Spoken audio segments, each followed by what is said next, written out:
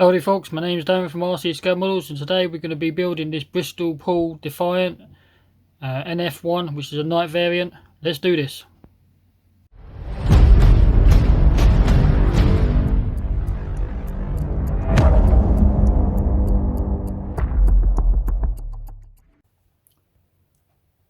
Okay folks, the first step of building up the Defiant's cockpit is these two. This is the back rest of the seat and this is the seat itself. It simply just gets slotted in like that. The fit is so good. Okay, these two pieces here are the side parts of the seat.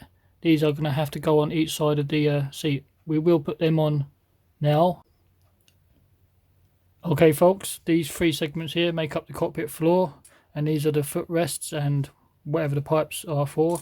This is again simply goes in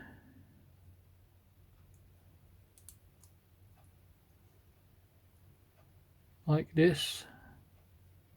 Oh, sorry, that's on that side. This one's on this side. Again, that's pretty much the floor. Again, the fit is such a good fit. Once you finish with the seat and obviously you've done the floor, the floor will just simply slot into the seat will just simply slot into the floor like that. Again, it's such a good fit. Okay, these two segments here, I weren't too sure what they are, but doing research, they turn out to be some kind of fuel tank. Again, the fit is such a good fit. It's a case of just putting it in together like that and running a bit of glue around it. And then once this is done, this is painted silver, and obviously the bulkhead where it goes is interior green, so I would want to paint it separately. And it's a case of just putting it in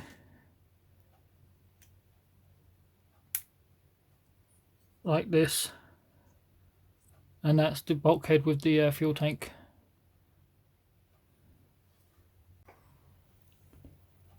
Okay folks, these two segments make up the pedals for the cockpit.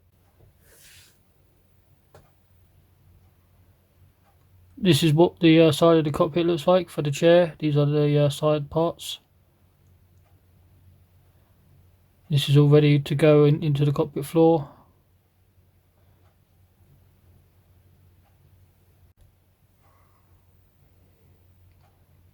These segments here make up the side of the cockpit, are levers for the canopy, landing gear, etc., all that type of thing. I'm going to remove these and replace them with all the photo etch parts anyway. Okay folks, these segments here make the lower section of the wing. This is the wheel bay. This simply gets slotted in here. Again, the fit is really good. It's nice and crisp and clean and tight. Simply just run a bit of glue around the edge of it.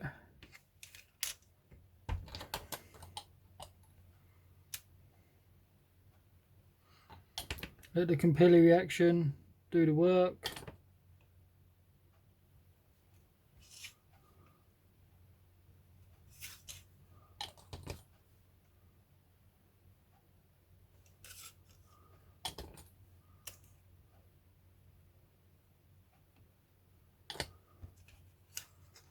And that's going to be your wheel bay. It's going to be your wheel bay. Nicely done.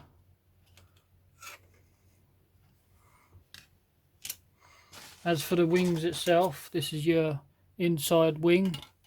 These are your structural parts. You get two of these. So you, again, just slot this inside. You can't really mess this up. It only goes one way. Even if you try it up the other way, it won't fit because it will rock. If you try it the other way, it's just not going to fit at all, so you can't really mess this up. Again, just put it into place. Bit of glue.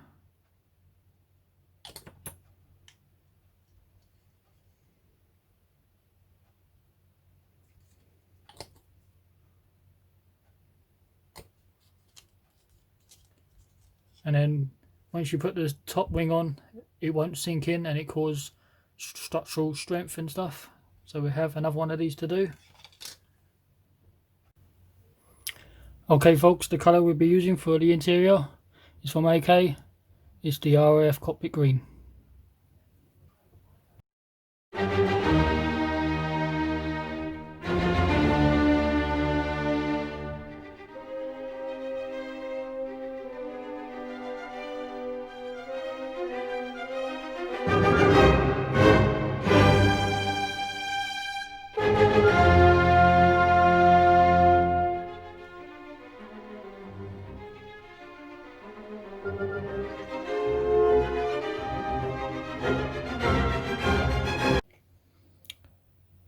Okay folks, these 4 segments have the photo etch attached to them now. I did this off camera. I'm still learning how to film photo etch on camera. I find photo etch is tricky to work with and fiddly, and last thing I want to do is having the camera in the way and you're not going to see anything because you probably end up seeing the back of my hand and stuff like that. So I find it easier doing it off camera and showing you the finished product. So here in my hand, is the camera not going to focus? Yep. You can see the instrument binnacle. You will find some glossy areas because I've used Microsol Crystal Clear. Once that's dry, it's going to make some of the dials clear up.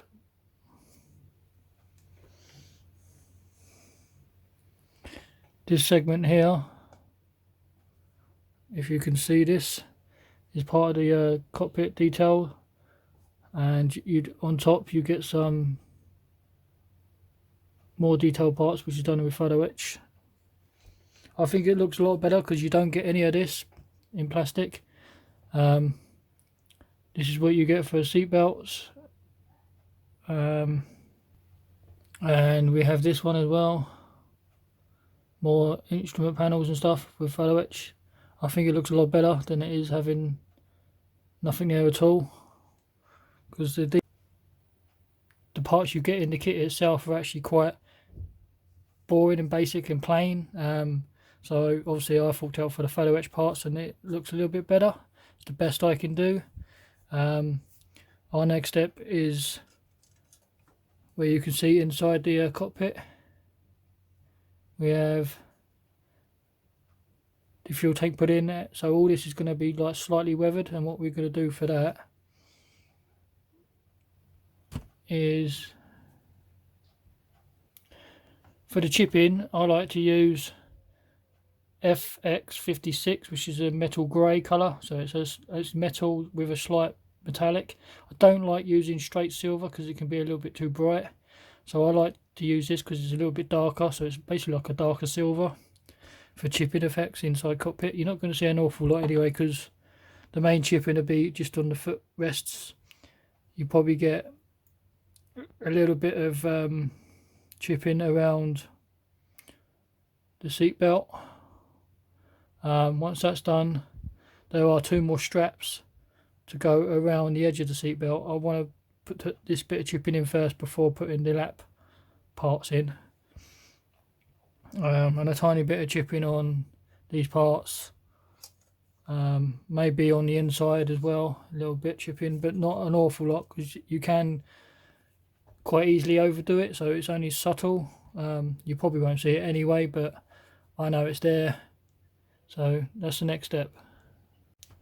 So how I do chipping is, when you buy Edward stuff or generally resin products and stuff, sometimes it comes with this foam packaging. You're better off to keep this foam packaging, and you can use this for chipping techniques. You just tear off pieces into chunks and shapes, pointy parts, whatever, and then you dip it in your chipping colour you're going to be using, dab it on a towel or a piece of paper, tissue, whatever, get the most of it off so it's the bare minimum, and then all you do is slightly dab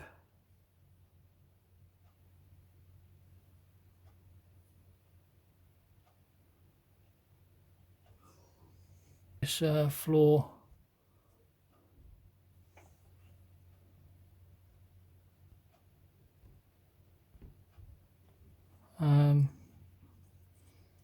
Reduce such all.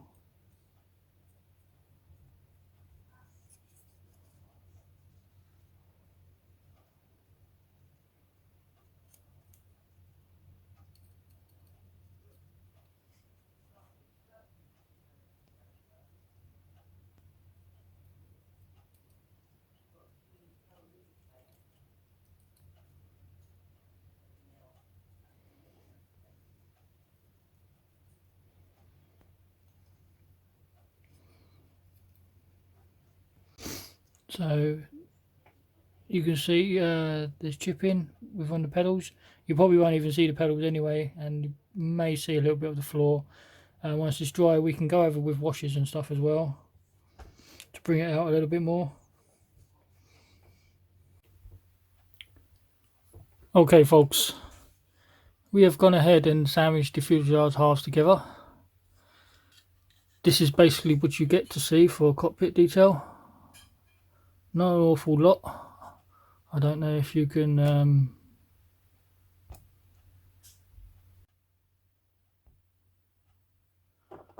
there you go, I'll turn the light on, you can see what's inside the cockpit. That is it for detail for cockpit. Our next step is to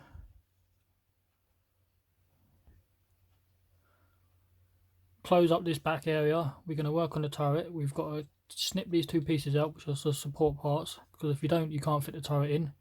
We've gone ahead and fitted the front cowling on, which is quite a nice fit. We have a little bit of mess up at the side, but that's nothing we can't take care of. The fuselage went together nicely, it cleaned up nicely, no problems. As for the wings were a little bit tricky. Or not tricky, but the wings didn't really go together as well as I thought they would have done. I don't know if it was me or the actual kit itself, but we had a slight gaps on both sides. The issues we come across were exactly the same on both sides, so I think it might be the kit itself. For both sides to be identical in fit issue wise, it's got to be the slight moulding in the kit, but it wasn't nothing we can't take care of. A little bit of filler sand around the edges has come up nicely. The actual fit between the two fuselage halves is going to be pretty nice. We slot this in, push this back in, a little bit of a clamp at front and back, and the gap between the wings and the fuselage is pretty tight, pretty nice on both sides. We do have a large, not gap, but it's, come on focus, it is kind of a gap, but you're gonna get covered with a radiator cowling type thing that goes over the front here, so this is not going to be too much. If it does still be visible, we can put a little bit of filler in there, but it shouldn't be no problems. As for the wheel bay, all of my research, the RAF versions, Battle Britain versions, the wheel inserts were silver, but because I'm doing the night variant, everything was blacked out, so the inside wheel bay was all black out, the aircraft's black, the landing gear is pretty much all black apart from a small amount of silver. So it was easy just to put the wheel bay in and just paint it all black when it comes to it. If I was doing the RAF version, I would have painted this separately and then slotted it in, because that was a nice fit anyway. As for one of the radiator systems, which we have here, we've already assembled, attached the radio parts. This one sits at the back here.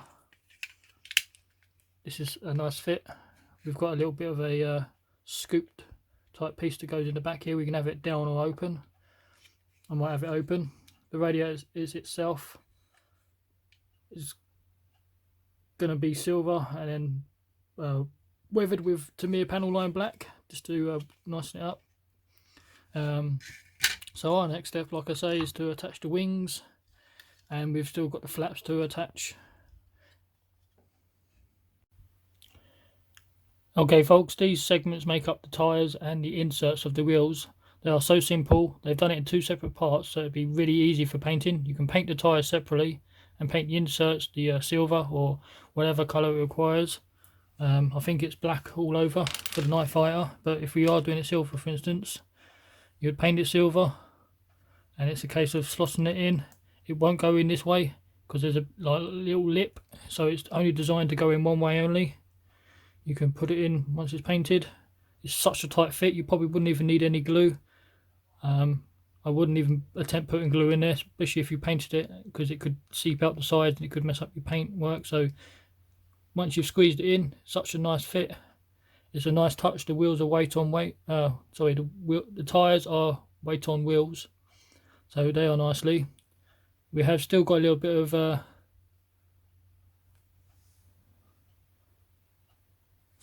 clean up around the tyres to take care of, because there's a little bit of a seam line because they were moulded as 2 pieces, unfortunately. Okay folks, these sections here make up the turret minus the guns, just the turret itself, with the ammunition drum, which is down the bottom on the right hand side. We have the foot pegs, the actual framing, armour plating, the actual turret ring, foot pedals. So we're going to go ahead and assemble this now. This is the basics of the instructions. You start with the base of the turret drum, the armour plate. We have the what looks like a counterweight or some sort, oxygen bottle. Then we have the size of the turret, which is the part of the housing for the guns to go onto. Touching left and right sides, we have the foot pedals or footrest to go in, and then this section here from number 60 is the part of the gun assembly, which is the housing for the guns. Then we have the gun assembly attachment, which is, I believe, our Browning machine guns, 4 of them, and then the handles for the gunner. And then once that's all assembled, it could be painted black because the whole thing is black apart from the guns. And then your turret goes on top. So as I say, these are the steps.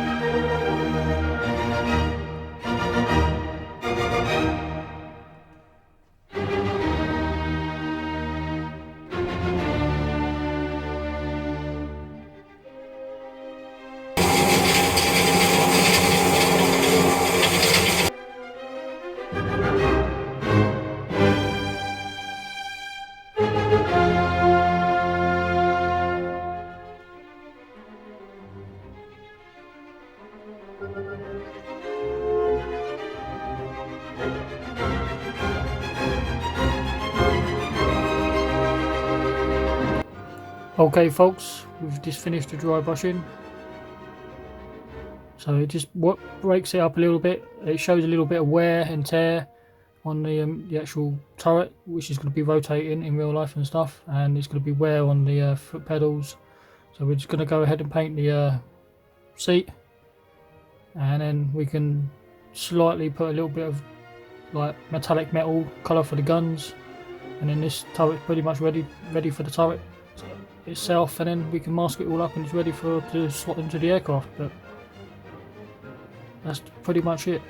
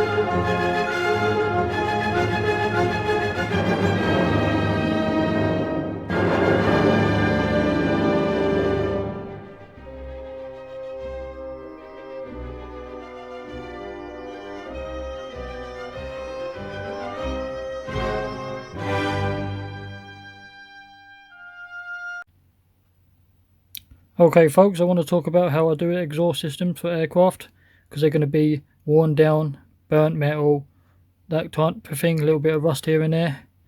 So what I use for that is Vallejo pigments. We're going to use oxidized rust and a darker oxidized rust type thing. So a fixing agent, I use an odorless enamel thinner by Ming, and then we can attach that to the exhaust. So I'll show you how I do this. A little bit of pigment, I like attach it into the thinners to make like a paste. A little bit of thinners and like a bit of like a washy paste stuff to start off with. In this case of this, attacking it all over the model. If it's a little bit too thin, you can always add more pigments.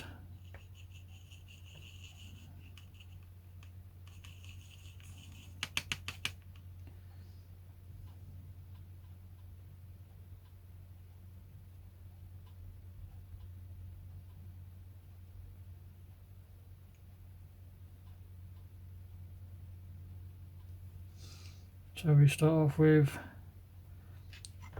that type of effect. You can do it on both sides. Okay folks, we've gone ahead and done the first step, which is quite wet. Once this is dry, it's going to lighten up, and then we can add a little bit of darker. So once this is dry, I'll show you the next step.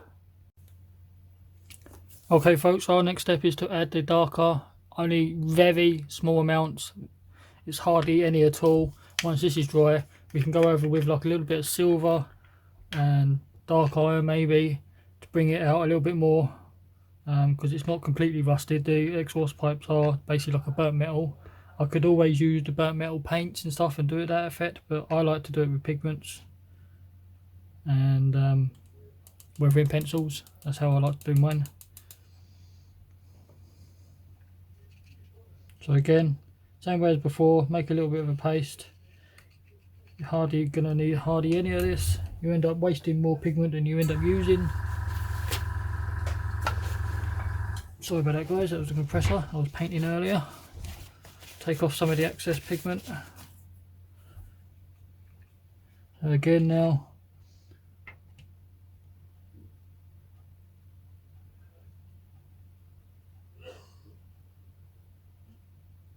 touching this very lightly, so it just gives it a couple of different effects.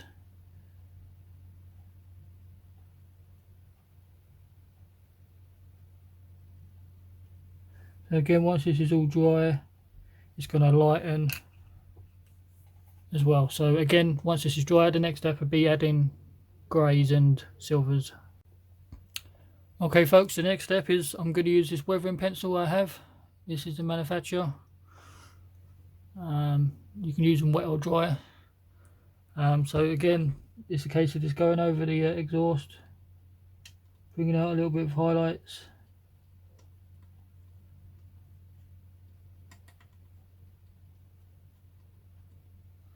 And once that's done, we can add chipping effect, which I will use this one for a darker effect, and that's pretty much it. So now we get some of the darker irony colour. Tab it on your paper towel to get the excess off, and then it's a case of just dabbing this on as well.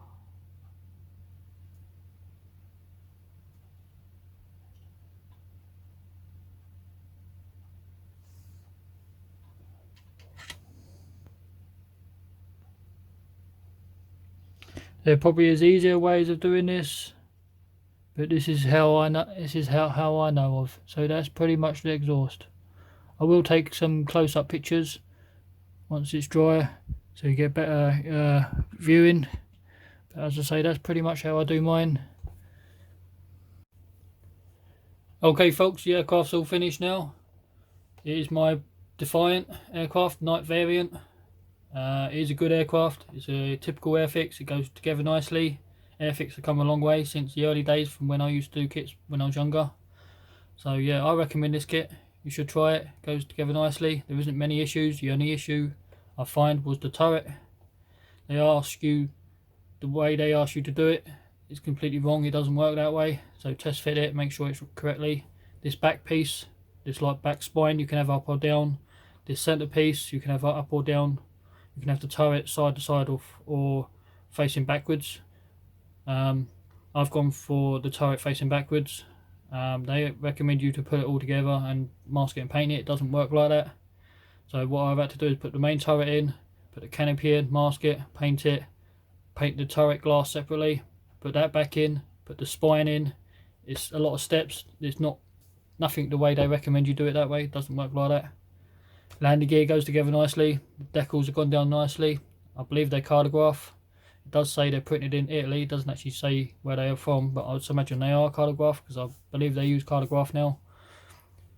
I've gone for a faded black version. I've used NATO black instead of the typical flat black they recommend. I didn't want mine to be too dark. I wanted it to be a faded version.